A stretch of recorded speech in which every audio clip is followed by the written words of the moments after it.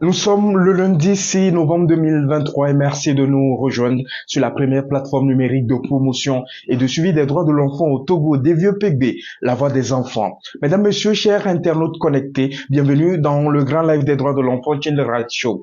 Les enfants dans les rues, un choix à l'abri des mauvais traitements donc et violences familiales ou l'abandon donc à un sort lamentable par les parents. Voilà le thème qui retiendra notre attention au cours des 30 prochaines minutes de ce live. Je suis Samiroudine Ouroussama, juriste, défenseur des droits humains et président de l'association Initiative citoyenne des jeunes, la voix des enfants.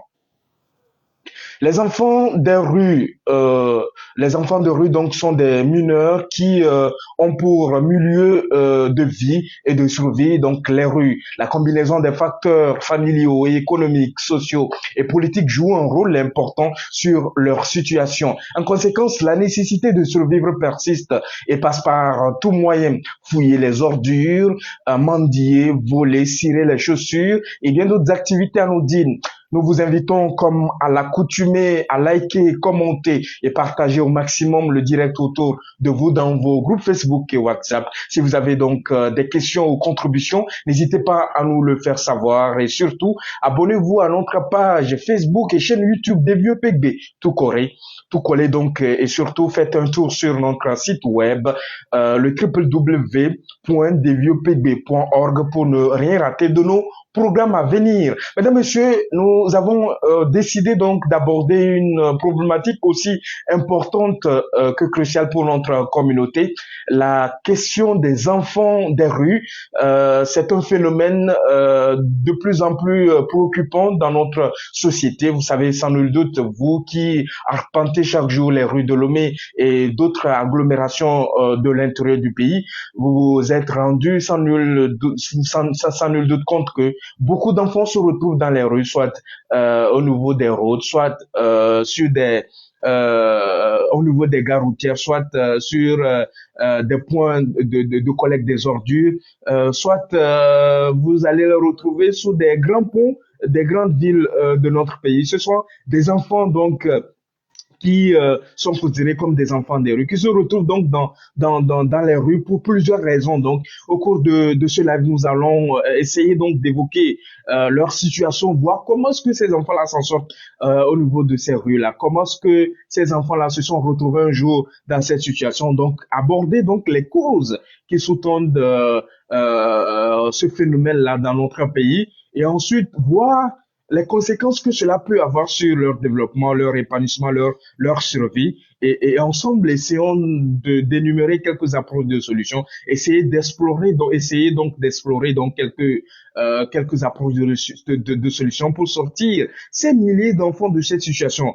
Vous n'êtes pas sans savoir que, par exemple, en 2020, le Fonds des Nations Unies pour l'enfance estimait à près de 7000 enfants qui se retrouvaient dans les rues. Donc, 7000 enfants, dont la majorité se retrouvaient donc dans les rues au niveau de la capitale. Donc, comme je l'ai dit, plusieurs facteurs semblent être à l'origine de la présence des enfants dans les rues. Il faut d'abord partir des conflits au sein de la famille. Donc, on évoque donc des conflits au sein de la famille ou, disons-le clairement, ou peut-être la femme ou je dirais la maman et le papa ne sont plus ensemble, ils ont divorcé et l'enfant à un moment donné commence par subir des mauvais traitements, commence par subir donc des violences au sein de la cellule familiale. Donc, ce qui fait que l'enfant, à un moment donné, ne va plus se sentir en sécurité. Pourtant, la cellule familiale et le cadre éducatif, donc le cadre scolaire, sont donc les seuls cadres propices à l'épanouissement et au développement de l'enfant. Donc, à un moment donné, l'enfant ne se retrouve pas en sécurité parce que ses parents ne sont plus ensemble parce qu'à un moment donné, son père a épousé une autre femme et l'enfant commence par subir un certain nombre de violences, donc des violences de tous ordres. Ça peut être même des viols, ça peut même aller jusqu'au viol, ça peut être même des sévices corporels, ça peut être même comment je peux appeler ça, ça peut être même l'inceste. Donc l'enfant qui vit des situations pareilles ne peut pas se sentir en sécurité. Donc à un moment donné, compte tenu donc des conflits au sein de la famille, l'enfant peut se retrouver donc dans les rues. On évoque également la question des mauvais traitements physiques. affective, voire sexuelle. Comme je l'ai dit, l'enfant peut à un moment donné commencer par subir des sévices corporels. Donc c'est un enfant qui est battu à longueur de journée, c'est un enfant qu'on insulte à longueur de journée, c'est un enfant qu'on ne met pas en confiance, c'est un enfant qui ne se sent pas en sécurité, comme je l'ai dit, au sein de la cellule familiale. C'est un enfant auquel on n'apporte pas une affection comme parent, comme papa, qu'une maman peut avoir pour son enfant. C'est un enfant qui subit donc des violences sexuelles, comme je l'ai dit, et qui ne se retrouve pas donc dans une situation de sécurité. À un moment donné, ben, il va déserter. Il va déserter la maison. Il va déserter la maison parce que bon, les situations qu'il traverse véritablement ne lui donnent pas courage, ne lui donnent pas confiance de continuer à rester dans ce milieu donc de vie. Donc il ne se sent plus en sécurité. Et donc il va se retrouver naturellement dans la rue, oh, abandonné à lui seul. Donc, il va se mettre à tout faire pour pouvoir survivre. Donc, son seul objectif, c'est de faire tout pour survivre. Donc, vous allez voir de milliers d'enfants qui se retrouvent comme ça. Il est amené à quitter donc la cellule familiale. Souvent, donc, ce sont des enfants qui quittent les zones rurales. Donc, l'enfant quitte les zones rurales et se retrouve dans une zone urbaine. Ça peut être donc le chef-lieu d'une région. Ça peut être même la capitale Lomé. L'UNICEF dit qu'au Togo, il y a près de 7000 enfants. Et les statistiques datent de 2020. Donc, de 2020 à 2023, il y a eu 3 années qui se sont écoulées. Donc, ça veut dire qu'à un moment donné, malgré les interventions des organisations non gouvernementales, malgré les différentes interventions de l'État dans ce sens-là, mais le phénomène persiste. Le phénomène persiste parce que les enfants continuent par subir donc les mauvais traitements physiques, affectifs, voire sexuels. Et ensuite, vous avez la mauvaise éducation assurée par les parents. Vous savez, vous vous retrouvez dans un milieu familial où les enfants sont abandonnés à leur propre sort. Donc les enfants, on ne leur assure pas une bonne éducation. C'est des enfants qui ne sont pas scolarisés.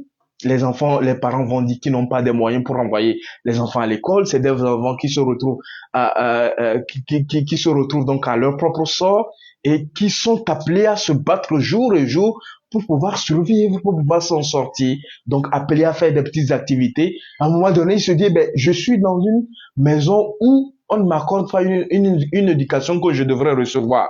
Donc, l'enfant, peut-être à travers les compagnies, parce qu'il a d'autres amis qui se retrouvent dans la même situation et qui, à un moment donné, qui ont décidé de prendre la route de la rue, de prendre donc l'envol de la rue. Donc, ces enfants-là se retrouvent donc dans les rues. Donc, ils dorment c'est pas trop, quand vous circulez un peu dans les grandes villes, notamment à Lomé, vous allez les retrouver soit devant des magasins, en train de dormir, au clair au clair de la lune.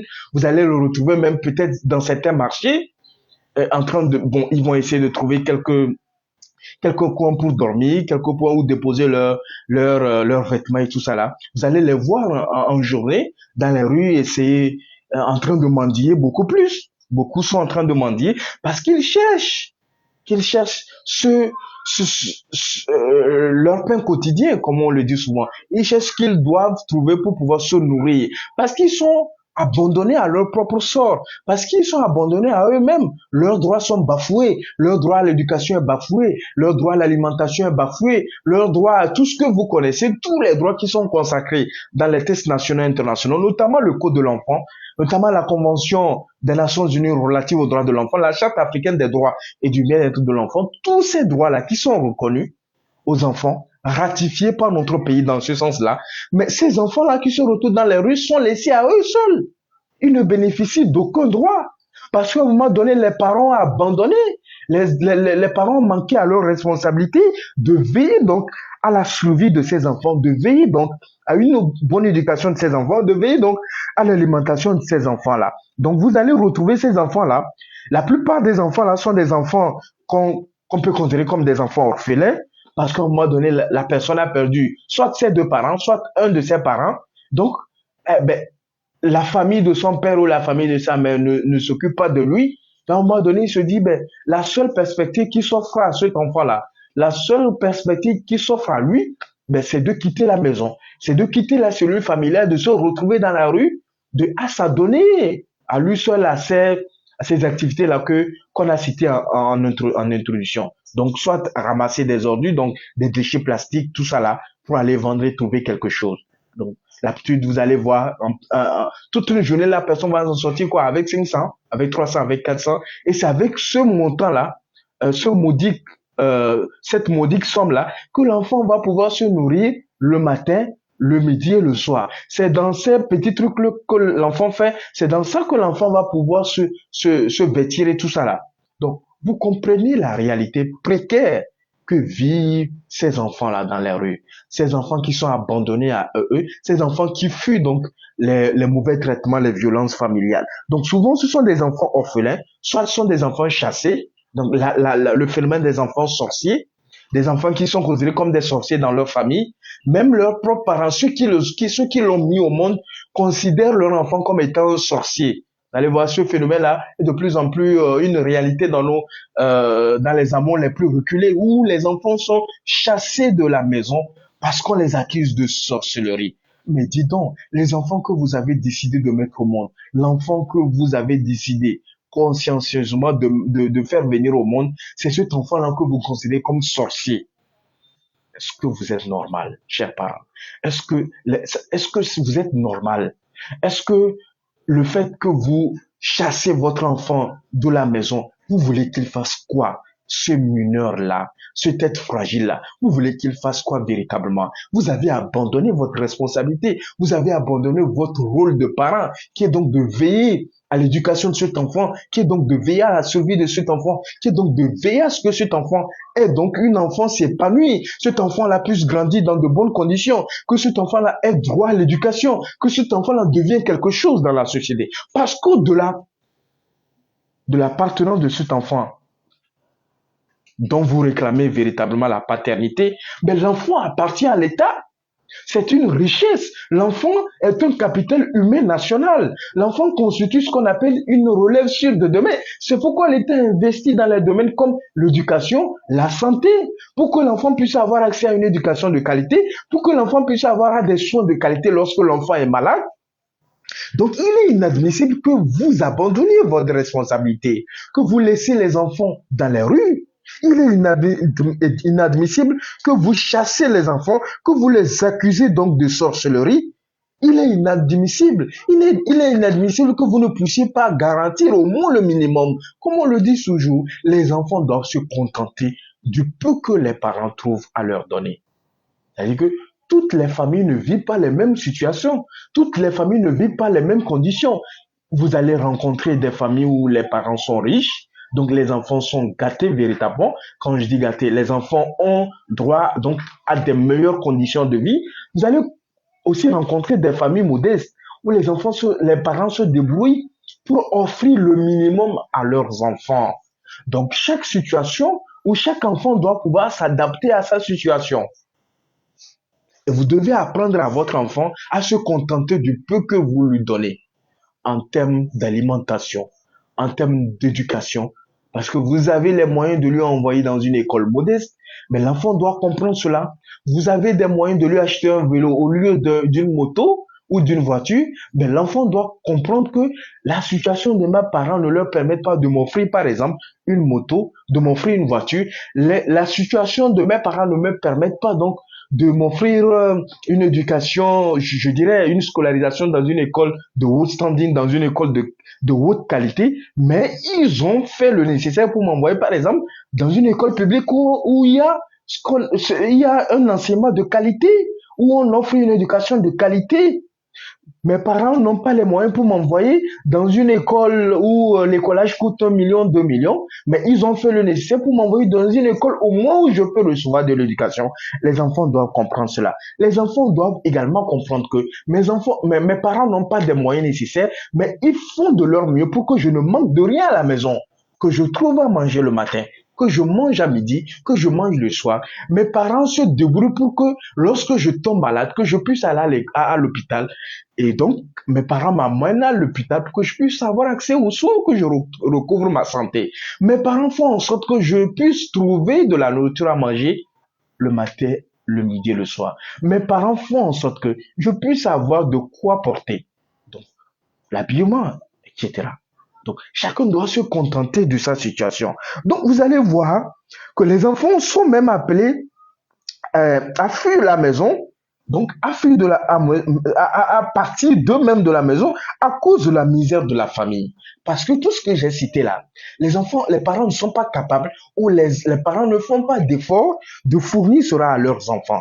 Ou parce qu'il y a le décès ou maladie des parents, donc les parents ne sont plus aptes désormais à offrir donc tous ces besoins-là, à satisfaire tous ces besoins-là de l'enfant. À un moment donné, ben, l'enfant va partir de la maison parce qu'il n'en peut plus, parce que la famille de ses parents ben, ne sont pas en mesure donc de pouvoir offrir le minimum vital donc à ces enfants-là. Donc l'enfant à un moment donné va se retrouver dans les rues, donc laissé à son propre sort ou abandonné à son sort. Et c'est lamentable qu'on retrouve des enfants dans les rues parce que nous sommes convaincus, parce que tous les tests internationaux le disent. La place des enfants, ce n'est pas dans les rues. La place des enfants, ce n'est pas dans la rue parce que quand l'enfant se retrouve dans la rue, c'est autre chose. Nous allons aborder donc ces aspects, les conséquences et tout ça là. C'est très important que les gens comprennent que ben, laisser l'enfant se retrouver dans la rue, c'est pas possible. Ou parce qu'à un moment donné, qu'est-ce qui peut aussi amener les enfants là dans la rue? Parce que il y a des parents qui sont alcooliques, des parents qui ne font que se saouler la gueule à longueur de journée. Donc, c'est-à-dire que les parents sont devenus alcooliques. Soit c'est le père, soit c'est la mère, soit c'est les deux. Donc, ben, dans une situation comme ça, ben, l'enfant ne peut plus continuer à rester. Parce que quand on a un père alcoolique, quand on a des parents alcooliques, ben, les parents là ne se préoccupent plus de leur enfant. L'enfant est abandonné à son triste sort. Vous comprenez un peu la situation. Ce qui peut amener donc les enfants à se retrouver dans les rues. Parce qu'à un moment donné, vous avez une mère qui s'adonne à la prostitution. Parce que vous avez une mère qui ne reste jamais à la maison. Qui ne reste jamais à la maison, qui se promène pour se prostituer. Donc, l'enfant qui se retrouve dans une situation comme ça, où l'enfant vit avec sa mère, où sa mère ne se préoccupe même pas de ce que mon enfant fait, de ce que mon enfant ne fait pas, de ce que mon enfant mange, de ce que mon enfant ne mange pas, de comment mon enfant se porte ou de comment mon enfant ne se porte pas, de ce que mon enfant acquiert comme éducation, est-ce que mon enfant va à l'école ou pas et tout ça là. Ben, un parent, une mère qui ne se préoccupe pas de cette situation, de la situation de son enfant, et lui, son propre problème, c'est d'aller se prostituer, comment est-ce que l'enfant ne peut pas se retrouver dans les rues? Mais l'enfant va se retrouver inéluctablement dans les rues, inévitablement dans les rues, parce qu'à un moment donné, la cellule familiale n'est plus propice au développement de cet enfant-là. La cellule familiale n'est plus, donc, comment l'appelle-t-on, n'est plus donc un lieu sécurisé donc pour cet enfant-là. Donc, ce qui fait que soit les violences familiales, soit le divorce ou le remariage font que ben, la plupart de ces enfants-là vont se retrouver donc dans ces situations-là parce qu'à un moment donné, vous avez la situation socio-économique, elle est très pénible, elle est très compliquée aujourd'hui dans nos pays africains. Malgré les efforts des pouvoirs publics, mais la situation n'est pas rose. Souvent, dans certaines familles, c'est difficile de trouver les 3 repas quotidiens. C'est une triste réalité, on le dit toujours. Et quand vous rencontrez des familles où de tels problèmes surviennent, ben, on assiste ce qu'on appelle à la dislocation familiale. Donc, les familles se disloquent. Donc, les gens se quittent. Les gens divorcent véritablement. Et cela précipite donc le sort des enfants. Cela précipite donc le sort des enfants parce que vous avez des parents qui se cherchent. Vous avez des parents qui traversent des conditions économiques difficiles. À un moment donné, ils décident de divorcer. Vous avez peut-être la mère va partir en aventure, peut-être le papa aussi va partir en aventure et tout ça là. Donc l'enfant, ben, toutes ces situations-là vont précipiter à ce que l'enfant se retrouve dans les rues. Donc l'enfant donc est laissé donc à son propre sort. Et souvent c'est un sort lamentable parce que ce que l'enfant traverse dans les rues, ben, c'est compliqué, c'est difficile. C'est difficile. Parfois, donc, les enfants sont eux-mêmes conscients de ce qui est à l'origine de leur présence dans la rue. Donc, vous allez voir beaucoup d'enfants aujourd'hui, quand vous les interrogez, ils sont capables de vous dire pourquoi ils se sont retrouvés à un moment dans la rue. Parce que vous allez voir, la plupart de ces enfants-là ont commencé à l'école, ont commencé par aller à l'école. Ils ont commencé par aller à l'école. À un moment donné, il n'y a plus de soutien. À un moment donné, ils rencontrent tous les problèmes dont on a évoqué tantôt. Ben, l'enfant, là, à un moment donné, va voir son avenir basculer et va pouvoir se retrouver donc et donc va pouvoir donc se retrouver donc dans les rues. Et parmi ces raisons que nous avons évoquées, euh, euh, émerge ce qu'on appelle la délinquance juvénile, alors que le facteur économique sera évoqué pour justifier les vraies raisons. Parce que de nature, vous avez des enfants voyous, des enfants bandits. À ce moment donné, les parents n'ont pas pu ou n'ont pas su donner une bonne éducation à leurs enfants, et l'enfant va se retrouver dans la rue parce qu'il y a ce qu'on appelle un manque de l'autorité parentale. Le parent n'est pas en mesure de s'imposer véritablement. Le parent n'est pas en mesure de pouvoir inculquer à son enfant un certain nombre de valeurs, un certain nombre d'intelligence. Donc il y a ce qu'on appelle des négligences. Des négligences au sein de la cellule familiale qui fait que l'enfant va se retrouver dans la rue parce que l'enfant, à un moment donné, va se retrouver à lui seul. Donc, il va se retrouver lui seul face au monde. Qu'est-ce qu'il doit faire pour pouvoir s'en sortir? Comment faire pour trouver à manger? Donc, il va se retrouver dans la rue. Donc, il va se retrouver dans la rue, mais se retrouver dans la rue ne va pas résoudre le problème véritablement. Il va se retrouver dans la rue parce qu'à un moment donné, les problèmes qu'il rencontre ou les problèmes rencontrés par ses parents vont le pousser inévitablement à se retrouver dans les rues. Et maintenant, monsieur, lorsque ces enfants se retrouvent dans les rues, ce n'est pas rose. La situation n'est pas rose. Vous devez le savoir. Ils sont souvent appelés à voler. Ils sont amenés à voler pour certains. Ils volent. Donc vous allez les voir dans les marchés en train comment appelle-t-on, de se faufiler dans les foules et tout ça là. Et souvent, c'est des petits qu'on attrape qu'ils ont volé ceci, ils ont volé ceci. Tout ça là, c'est pour pouvoir trouver quelque chose à manger, pour pouvoir survivre. Est-ce que vous voyez un peu? Vous allez le retrouver au niveau comment l'appelle-t-on? Au niveau des ordures, en train de ramasser les trucs, des petits trucs pour aller vendre, les sachets plastiques, les aluminiums, les objets aluminium et tout ça là, pour aller vendre, pour pouvoir trouver quelque chose à manger. Vous allez les voir en circulation, vous les voyez souvent, soit en train de mendier. Ils sont en train de mendier. Souvent même certains parents poussent leurs enfants à aller mendier. Ce n'est pas possible. C'est pas bien ça. Ce n'est pas le rôle de l'enfant ça. Ce n'est pas le rôle de l'enfant d'aller chercher de l'argent pour les parents. Non. L'enfant c'est un mineur. Mais la loi est claire. L'enfant c'est tout être humain âgé de moins de 18 ans. Donc quelqu'un qui est considéré comme un être fragile, comment vous pouvez, vous parents, si vous êtes des parents responsables, si vous êtes des parents soucieux du développement de votre enfant, comment pouvez-vous permettre à ce que votre enfant aille mendier dans les rues? Comment vous pouvez vous permettre? Comment vous pouvez vous balancer votre enfant dans les rues? Pourquoi vous faites cela? Lorsque la situation est difficile, lorsque la situation est compliquée, lorsque la situation socio-économique est invivable, c'est aux parents de lutter, c'est aux parents de s'efforcer, c'est aux parents d'aller chercher de quoi nourrir sa famille, de quoi faire, comment l'appelle-t-on, de quoi subvenir aux besoins de ses enfants. Ce n'est pas l'enfant de faire ça, ce n'est pas le rôle de l'enfant. Vous allez retrouver ces enfants-là dans les rues, en train, par exemple, de vouloir essuyer les voitures qui passent, des passants qui passent, des usagers de la route, en train de faire des petits trucs pour pouvoir trouver quelque chose. Tout ça là pour pouvoir trouver quelque chose. Mais pendant combien de temps ces enfants-là vont se retrouver dans les rues? Pour ceux qui ont de la chance, avec l'intervention des organisations non gouvernementales, on arrive à les sauver. Donc on les amène, on les ramène à l'école pour pouvoir, pour ceux dont l'âge n'est pas encore avancé, on les ramène à l'école avec la contribution de ces organisations non gouvernementales pour que la personne, pour que ces enfants-là reprennent donc l'éducation, reprennent donc leur scolarisation, reprennent donc le chemin de l'école. Pour ceux dont l'âge est avancé, ces enfants-là vont être amenés à apprendre un métier pour qu'eux aussi puissent trouver une source de revenus, puissent avoir une activité génératrice de revenus. On en a vu par le passé.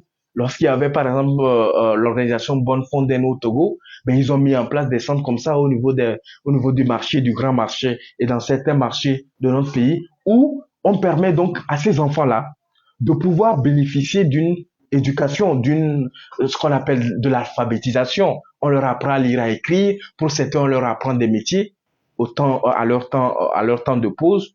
Donc, il y a une certaine prise en charge. Mais pour ces milliers d'enfants qui n'ont pas la chance donc de rencontrer de telles initiatives, quel est l'avenir de ces enfants?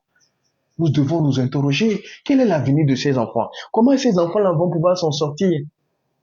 Quand ils vont devenir adultes, ils vont devenir des délinquants.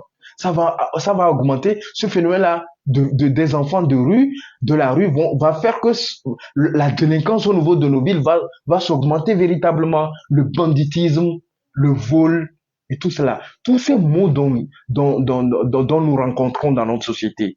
C'est parce qu'à un moment donné, ce phénomène a également contribué à alimenter ces phénomènes-là. Parce qu'à un moment donné, certains parents ont décidé d'abandonner leurs responsabilités en tant que parents. Parce qu'à un moment donné, quelque part, vous avez exercé tellement de violence sur les enfants que les enfants n'ont plus d'autre choix que de quitter la maison. Parce qu'à un moment donné, vous exercez des violences sexuelles sur votre propre enfant, sur vos enfants. Ce qui fait que vous renvoyez sans le savoir vos enfants. Ils vont se retrouver dans les rues. Comment faire pour s'en sortir? C'est la véritable question. C'est la véritable interrogation. Parce que lorsqu'ils se retrouvent dans la rue, c'est leurs droits qui sont bafoués. Leur droit à l'éducation. Ces enfants n'auront plus droit à une scolarisation et une éducation. Ces enfants n'ont plus ce droit-là à l'alimentation. Le droit à la santé, lorsqu'ils sont malades, comment ils font pour se soigner? C'est Dieu qui prend soin de lui, qui prend soin, c'est Dieu qui prend soin d'eux, autant pour moi. C'est Dieu qui veille sur eux.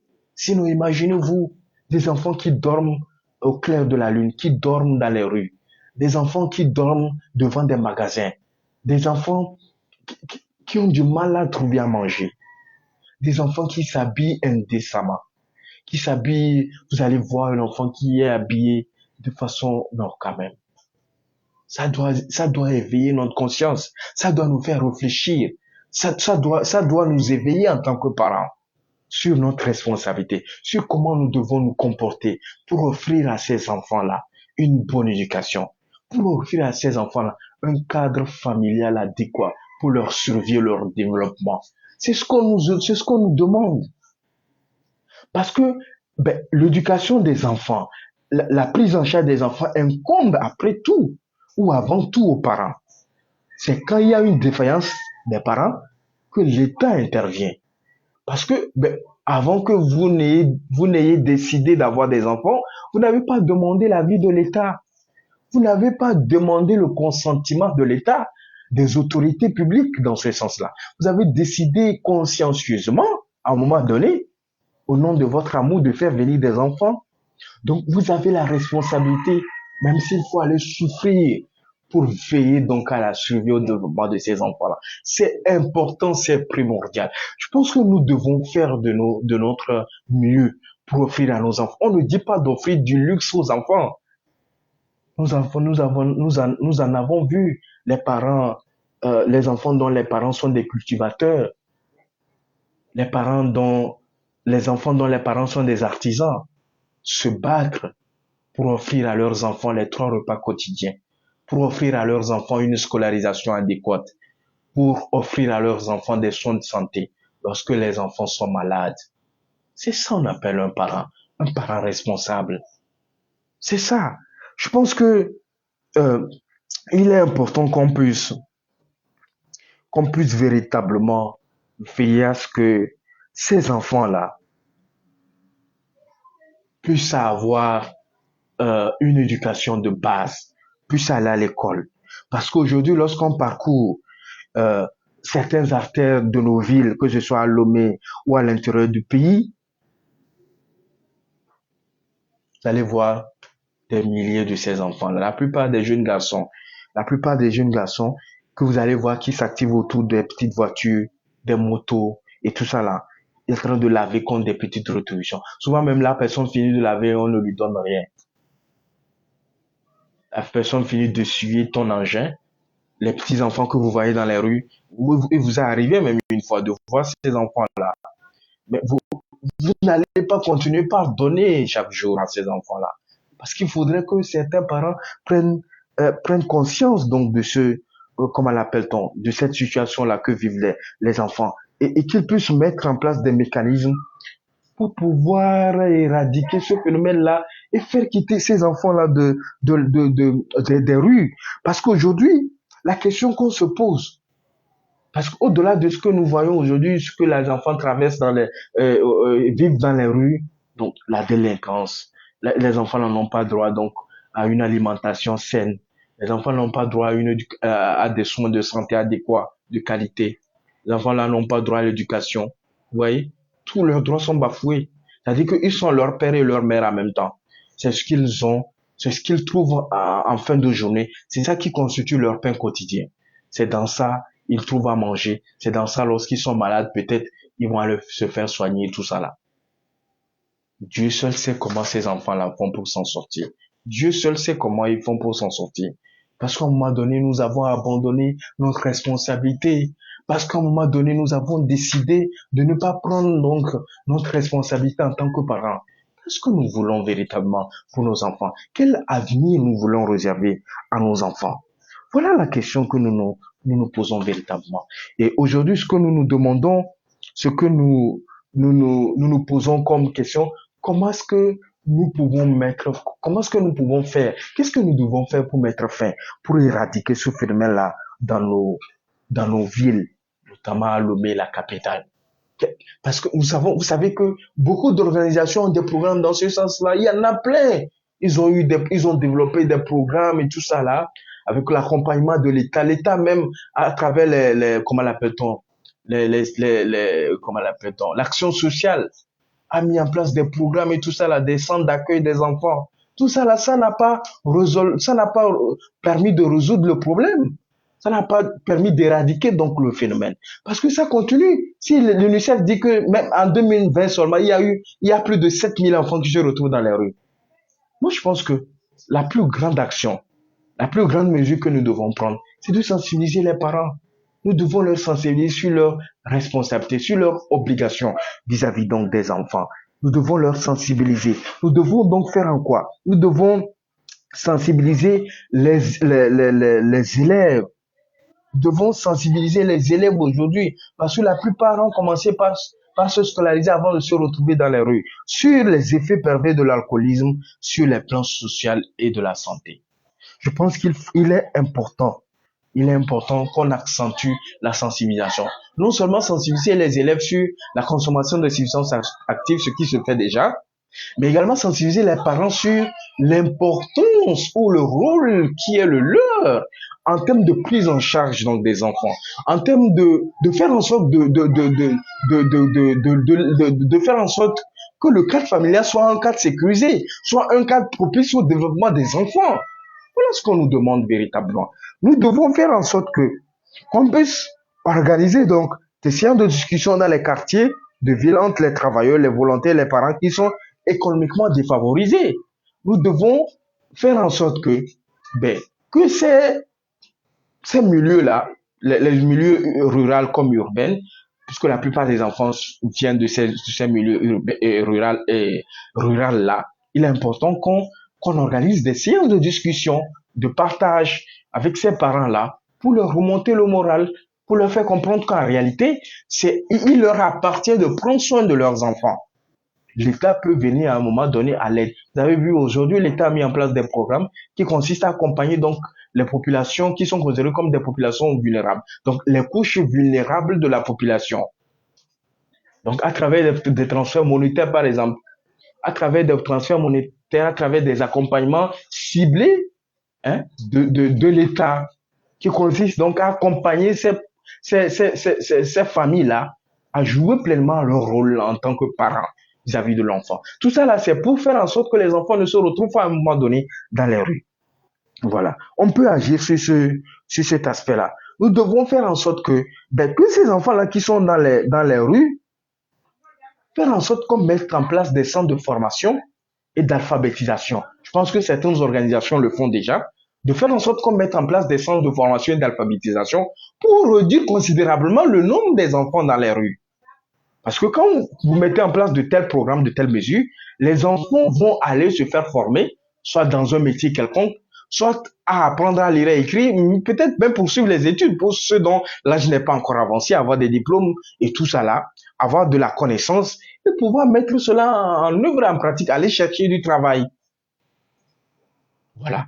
Je pense que nous devons mettre aussi l'accent sur cela, communiquer davantage. Nous devons organiser des émissions radiophoniques, des émissions télévisées. Nous devons aller dans les localités les plus reculées. Nous devons agir sur tous les plans en termes de communication pour faire comprendre donc aux gens, hein, c'est-à-dire que pour faire comprendre aux parents, pour faire comprendre aux enfants un certain nombre de réalités, un certain nombre de réalités qu'il faut véritablement se contenter de ce que les parents vous donnent en termes d'éducation, de façon globale. Alimentation, scolarisation, habillement, santé, tout ça là. Nous devons communiquer davantage dans les quartiers, dans les villages, dans les hameaux les plus reculés, dans les villes même, à travers des exemples palpables. Nous devons agir dans ce sens-là pour que le phénomène-là soit éradiqué véritablement, qu'on ne retrouve pas des mineurs de 15 ans, de 14 ans, de 13 ans, de 10 ans dans les rues, en train de mendier dans les rues.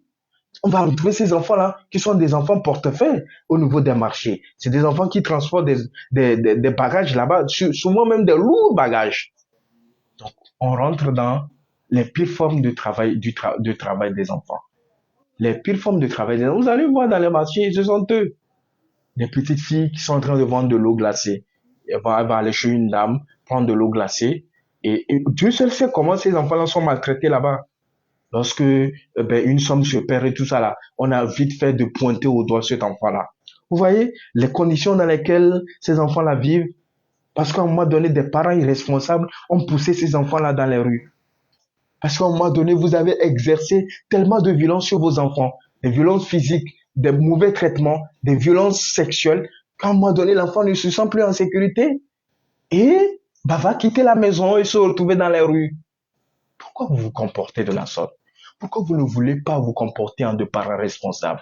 Agir comme tel, respecter les droits des enfants, leur offrir un cadre familial adéquat pour leur survie et leur développement. Est-ce que c'est trop demandé? On ne vous demande pas d'offrir le ciel et la lune à vos enfants.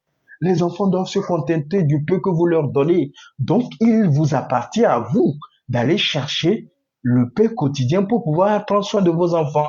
Non pas poussant vos enfants dans les rues à aller mendier, à aller faire des activités dans les rues pour pouvoir vous nourrir, vous les parents. Qu'est-ce que cela veut dire? Nous devons nous ressaisir, chers parents. Nous devons nous ressaisir. Nous devons nous dire qu'il nous appartient à nous de veiller à ce que les enfants que nous considérons comme la relève de demain, mais qu'on puisse avoir une relève sûre pour demain, pour le développement que nous voulons pour notre pays, pour le développement que nous voulons pour notre nation, pour nous-mêmes notre intérêt. Parce que quand nous éduquons véritablement nos enfants, quand nous offrons une bonne éducation, un cadre familial adéquat, que les enfants évoluent, les enfants ont une bonne éducation, les enfants apprennent des métiers, mais demain, quand nous ne serons pas valides, ce sont ces enfants-là qui viendront prendre soin de nous. Vous voyez l'intérêt que nous avons à prendre soin de ces enfants-là. Je pense que nous pourrions passer toute une journée à parler de ce phénomène-là, parce que c'est une problématique assez cruciale dans notre société. Quand vous sortez de votre maison, vous allez les voir un peu partout. C'est vraiment triste. Nous nous posons la question. Ils se retrouvent dans les rues, soi-disant qu'ils se mettent à l'abri des mauvais traitements et des violences familiales. Ou du moins, ils sont laissés à leur propre sort. Un triste sort, un sort lamentable, décidé par les parents. Nous devons agir maintenant. Nous devons prendre conscience de ce que nous pouvons faire pour nos enfants, de ce que nous devons faire pour nos enfants. C'est seulement à ce prix-là que nous pourrions nous dire qu'un jour qu'on a joué notre rôle de parents, que nous pouvons être fiers de nous appeler parents, que nous pouvons être fiers un jour de voir nos enfants réussir. Mesdames, Messieurs, je pense que nous avons abordé tous les contours de cette problématique-là, tous les contours de ce problème-là qui mine notre société. Et je pense que chacun de notre côté, chacun en ce qui le concerne, nous devons agir véritablement pour véritablement mettre fin à ce problème, éradiquer, faire sortir les enfants donc des rues. Mesdames, Messieurs, je pense que nous sommes déjà à la fin de Teen Ratio de ce lundi 6 novembre 2023.